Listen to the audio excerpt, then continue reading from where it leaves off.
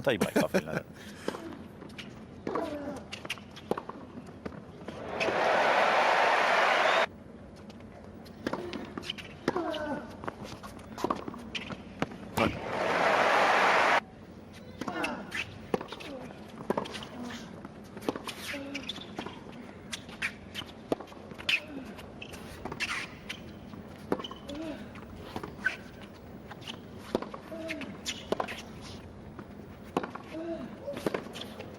Ouais, mais la montée est beaucoup trop timide.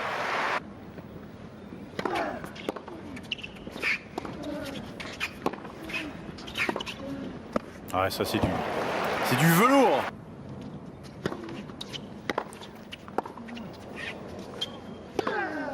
Oh là là là.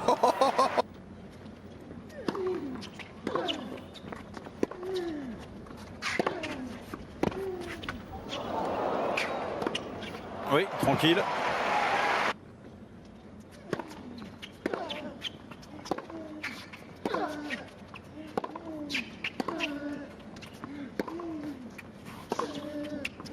Ah, quand il se fait embarquer là-bas, Raonic, c'est compliqué ensuite. Hein. Oh La là preuve. là.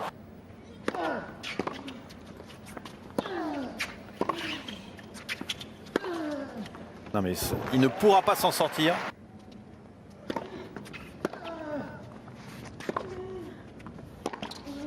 Oh, oh, oh, oh. Pouf, il est parti vite encore celui-ci. Et hop. Ah, il ne plie plus autant les genoux, il se laisse glisser après une victoire. Mais le résultat est le même. Oui, voilà. Ça, alors ça.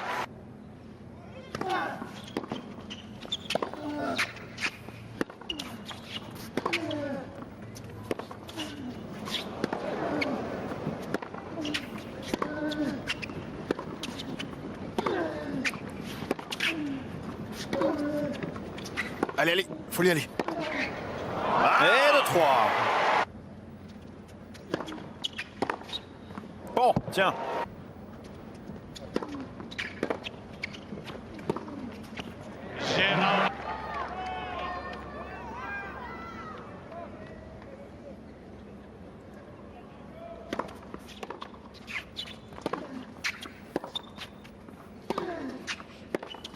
Ah, ça sort. Et c'est terminé.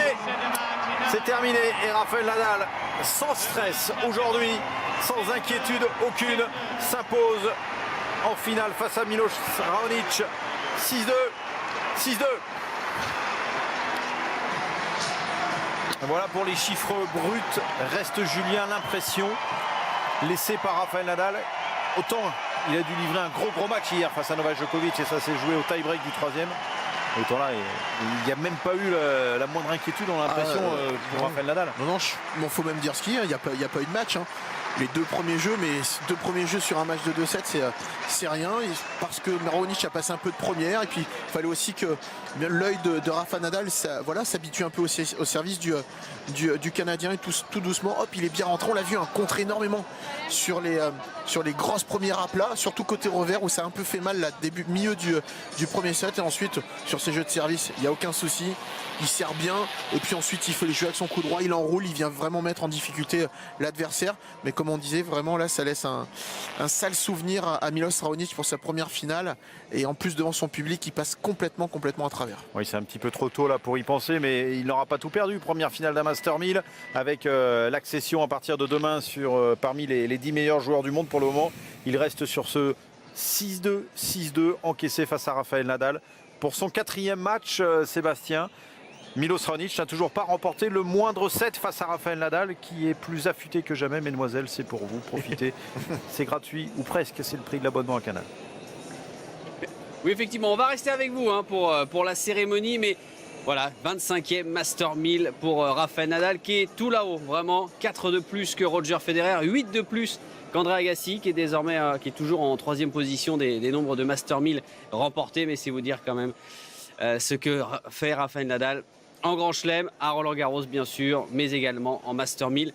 depuis qu'il est sur le circuit. Mais surtout une grosse maîtrise technique, tactique de Rafael Nadal. Et puis une fois de plus, même au moment de conclure, on peut dire voilà, il peut peut-être avoir un peu de pression. Raonic peut faire un ou deux coups de bluff, mais pas du tout. 6-2, 6-2, c'est carré, c'est net. Et c'est un tout autre match qu'hier, parce que Fred l'a dit, match très compliqué hier contre Novak Djokovic. Il est allé puiser, match long. Il est allé chercher ce fameux tie-break dans la troisième manche. Et aujourd'hui, vraiment, on l'a vu vraiment de maîtrise totale de la part de Rafa.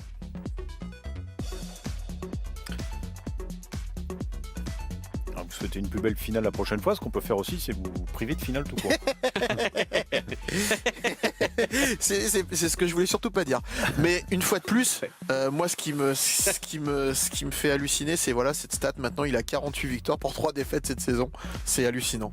Et 25 Master 1000 pour Rafael Nadal. C'est incroyable.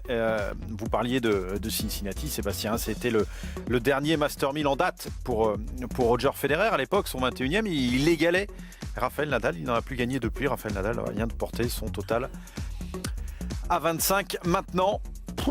Je vous avouerai que je vois quand même mal gagner Roger Federer ou même faire finale la semaine prochaine Roger Federer à Cincinnati. D'autant qu'il pourrait retrouver Rafael Nadal dès les quarts de finale. Ça pourrait être compliqué. Oui, donc, mais il a une nouvelle raquette. Oui, voilà. Juste Fred et Julien, ce qui est remarquable vraiment chez Rafael Nadal aussi, depuis le début de ce tournoi de Montréal, on l'a dit, hein, ça a été quasiment 6 semaines de coupure après sa défaite au premier tour à Wimbledon.